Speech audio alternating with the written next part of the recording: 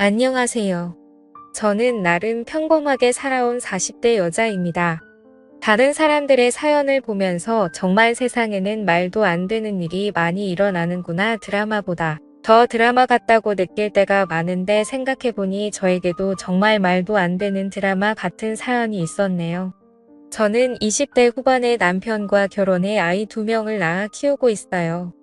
저희 남편은 홀어머니 밑에서 컸는데 시아버지께서는 40대 때 병이 있으셨는데 올해 앓다가 돌아가셨다고 하더라고요. 그 이후로 시어머니는 아들과 함께 쭉 살았던 것이죠. 저의 시어머니는 정말 순박하십니다. 명품 백이나 구두 이런 거 하나 없으시고 꾸미는 것도 잘 모르세요. 저는 그래서 기회만 되면 제 돈으로 같이 사드리곤 해요. 그럴 때마다 비싼 거 뭐하러 샀냐며 부로 돌려주곤 하십니다. 억지로 손에 쥐어드리면 또 자랑하고 다니시더라고요. 며느리로서 너무 좋았어요. 선물을 만나잖아요. 제 친정엄마 같은 경우에는 뭘 사줘도 다시 교환하는 게 일이시거든요. 취향이 워낙 뚜렷하셔서요. 그에 반해 우리 시어머니는 주는 대로 잘 쓰고 잘 입고 잘 드시고 아무튼 정말 편했어요. 뿌듯하기도 했고요. 시어머니가 사시는 곳은 공단 근처라 공장에서 알바 형태로 일을 많이 하세요. 일생을 부지런히 사시던 분이라 집에 있으면 적적하다고 하시더라고요. 저희 집에 놀러 오셔도 걸레로 바닥 닦으며 하루 종일 보내는 분이십니다. 사실 전 시어머니를 볼 때마다 이상하게 마음이 아프더라고요. 홀로 살아온 세월 일만 하면서 살아온 인생이 습관이 되어 그것 말고는 할 수 있는 게 없어 보여서요. 그래서 저는 시어머니에게 마음을 많이 썼어요. 시간 내어서 방문도 드리고 주말마다 아이들 데리고 같이 식사도 하자고 했어요. 집에 간다고 하면 분명 며느리랑 손자 온다고 항상 가득 차려놓으실 게 뻔해서 나오시라고 해서 외식을 주로 했어요. 그럴 때마다 시어머니는 잠시 화장실 다녀오신다고 하시더니 계산까지 다 해버리시더라고요. 그래서 저희는 외식할 때마다 누가 먼저 계산을 하느냐에 대한 은근한 다툼이 생기기도 해요. 처음엔 어색했지만 시어머니와 며느리로 10년 넘게 살다 보니 어느새 엄마 같은 마음이 들더라고요. 아무리 해도 시자가 들어간 사람은 영원히 가까워질 수 없다는 말도 있는데 저는 좀 달랐어요.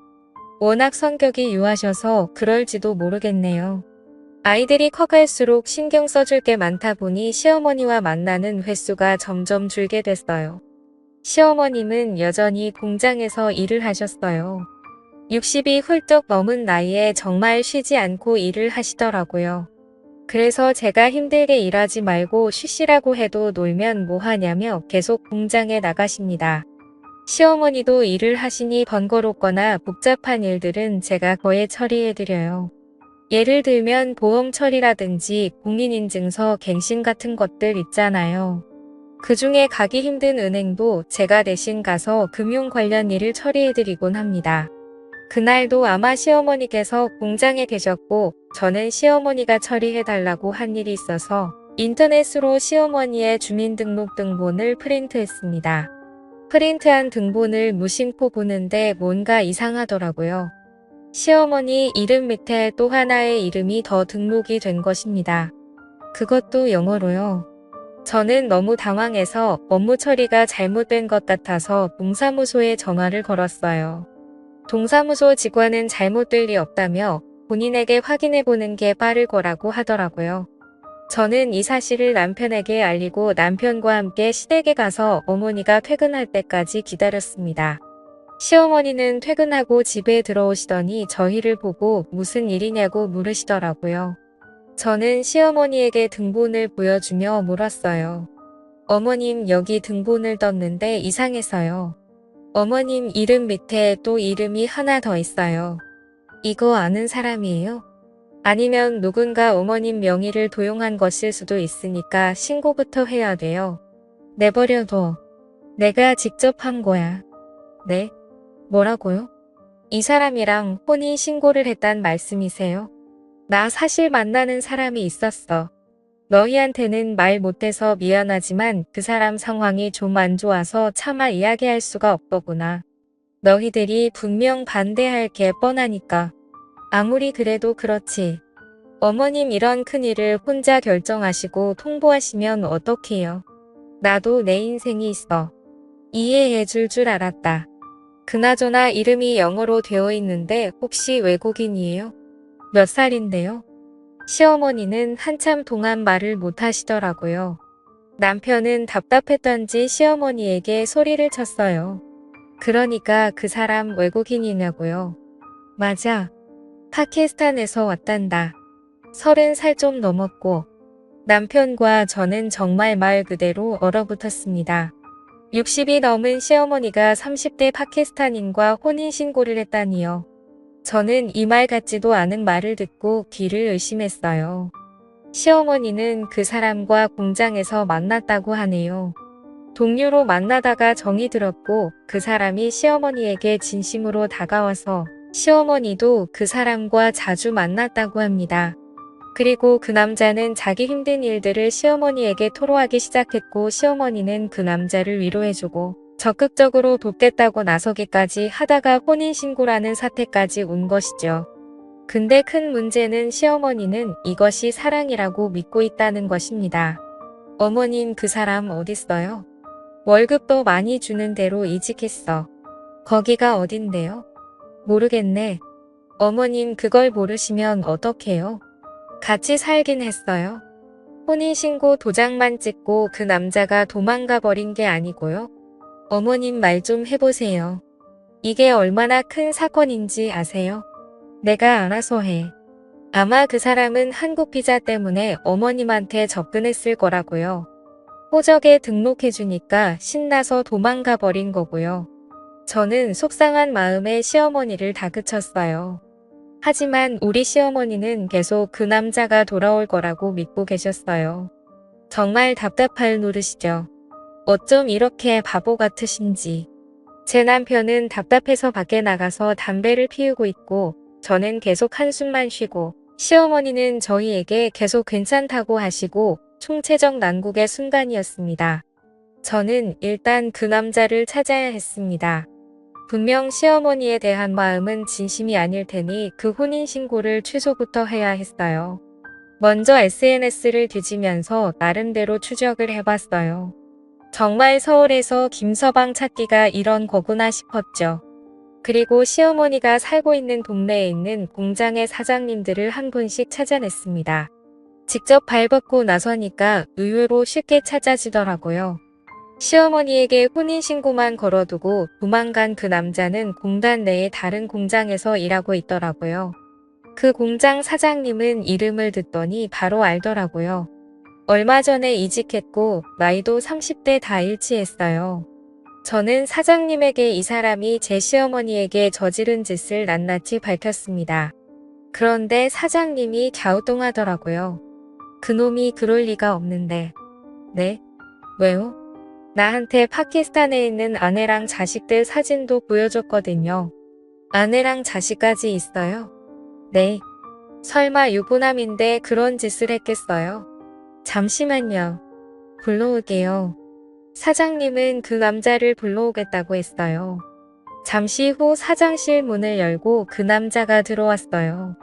저희 시어머니의 법적 남편을 대면하게 되었네요. 저는 의사소통을 어떻게 해야 될지 몰랐는데 그 남자 한국말을 유창하게 잘하더라고요. 저는 저희 시어머니의 이름을 댔어요. 그 남자의 표정이 약간 움찔하더라고요. 아내와 애까지 파키스탄에 있다면서요. 이거 사기 결혼인 거 알죠? 어머님을 사랑했습니다. 사랑은 무슨... 그런 사람이 다른 공장으로 이직하고 도망을 가요? 미안합니다. 이혼 소송 진행할 거니까 그렇게 알고 있어요. 그리고 사장님 이 사람 해고하지 않으면 저 인터넷에 이 사람이 한 짓들 공장 이름이랑 같이 뿌릴 거니까 가서 하세요. 빨리 꼬리 자르는 게 좋을 거예요.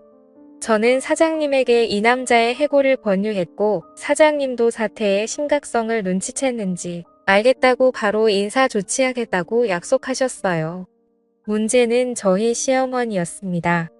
시어머니는 갑자기 저를 대구로 부르시더니 저에게 말씀하시더라고요. 이혼 소송 난 안 한다. 네? 그게 무슨 말씀이세요? 그 남자 사기꾼이에요. 어머님 아시잖아요. 사기꾼이고 뭐고 난 모르겠고 그냥 난 이대로 살란다. 뭐 내 인생 달라지는 것도 없잖아. 그냥 이대로 죽으면 그만인걸. 그 남자가 어머님을 이용한 건 화 안 나세요? 저는 너무 화가 나고 괘씸해요. 그 사람 불쌍한 사람이야. 여기서 돈 못 벌면 지 나라에 있는 아내랑 자식들 굶어 죽는단다. 거기서는 월급이 여기보다 훨씬 적고 유부남인 거 아셨어요? 어머님 진짜 알고 혼인신고까지 하신 거예요? 거기는 부인을 4명까지 둘 수 있다고 하더라. 어머님 제정신이세요? 어제 나한테 찾아와서 싹싹 빌더라. 자기 한 번만 살려달라고. 한국 비자 취소되면 갈 곳 없이 그냥 죽어야 된다고 하더라. 그걸 보고 어떻게 이혼 소송을 진행하니? 저는 어머님을 계속 설득했어요. 그 남자의 의도 자체도 불순하고 너무나 의도적으로 접근한 게 맞는데 어머님은 순진하게도 그 남자가 불쌍하다는 이유만으로 그냥 덮어주려고 하시더라고요. 더 이상 제가 관여할 문제가 아닌 것 같기도 하다는 생각이 들더라고요. 어쩌면 시어머님이 원하는 대로 내버려 두는 게 맞을지 고민이 됐습니다. 저걸 시어머니의 사랑이라고 믿어도 되는 건지 이해해드려야 하는 건지 저조차도 헷갈리기 시작했어요. 그런데 파키스탄에서 아무것도 모르고 남편과 아빠를 기다리고 있을 이름 모를 아내와 자식들을 생각하면 또다시 괘씸해지더라고요. 혼자서 점점 근근하면서 저는 인터넷으로 사기 결혼에 대해서 검색을 해봤어요. 저희 시어머님 같은 사례가 은근 있더라고요. 물론 외국인과 결혼해서 잘 사는 부부들이 많지만 시어머님 같은 경우에는 그냥 이용만 당한 것 같았어요. 그런 악질인 사람들이 종종 있다고 합니다. 사람의 진심을 이용하는 사람들은 정말 천벌을 받아야 한다고 생각해요. 그거야말로 잔인한 범죄죠. 하지만 저와 의견이 다른 시어머니 탓에 그렇게 저는 시어머니의 일에 대해 손을 놔버렸습니다. 어느 정도 포기 상태였던 것 같네요. 그저 별일이 없으면 다행이지 무소식이 희소식이지 하면서 지냈어요. 남편도 시어머니를 다신 안 보고 싶다고 외면해 버리더라고요. 그렇게 지내니까 또 시간은 금방 가긴 갔어요. 가끔 시어머니가 어떻게 지내실까 생각은 들었지만 설마 무슨 일이야 있겠어 하는 마음이 컸던 것 같아요. 제가 평소 친구들에게도 오지랖이 넓은 편인데 시어머니에게도 괜한 오지랖을 떨었다 싶기도 했고요. 그러다 시어머니는 저에게 전화를 해오셨습니다. 목소리가 매우 안 좋으셨어요. 저에게 대뜸 마음을 바꾸셨다고 하네요. 이혼 소송을 도와달라고 하더라고요. 들어보니 그 남자가 은근히 생활비를 요구하기 시작했고 가끔 자기 뜻대로 되지 않으면 손찌검을 했다고 합니다. 덜덜 떨리는 목소리로 여태껏 있었던 일을 말씀하시더라고요. 갑자기 얼굴이 차갑게 싹 식어서 날 보는데 살기가 느껴지더라니까. 이건 도저히 아닌 것 같더라. 정말 내가 부끄러워서 말할 것도 없고 미안하다. 못난 시험이라서 내가 너희 말을 들었어야 했는데. 괜찮으세요? 나 좀 도와다오. 응. 저랑 같이 변호사 만나러 가요. 저는 시어머니의 이혼 소송을 도와드렸어요. 살다 살다 시어머니의 이혼 소송까지 도와주게 될 줄은 꿈에도 몰랐네요. 그것도 30대 남성과의 이혼 소송을요. 시어머니는 차마 아들 얼굴은 볼 자신이 없다고 하시더라고요. 저희 가족이 다 같이 모이는 날은 아마도 시간이 좀 더 걸릴 것 같네요. 내심 시어머니가 마음을 다시 다잡으셔서 다행이라고 생각해요. 하마터면 범죄자에게 발목이 잡힐 뻔했으니까요. 법적인 남편이라는 이유로 얼마나 또 이것저것 저희에게 요구를 했겠어요. 시어머니의 유산까지 탐냈을 게 분명해요. 그런 생각만 하면 아주 소름이 끼칩니다. 법정은 결국 저희의 편을 들어주었습니다. 본국에 부인을 두고 결혼한 남자에 대해 결혼 이민 체류자 자격을 인정하지 않고 체류를 정지시키기로 했대요.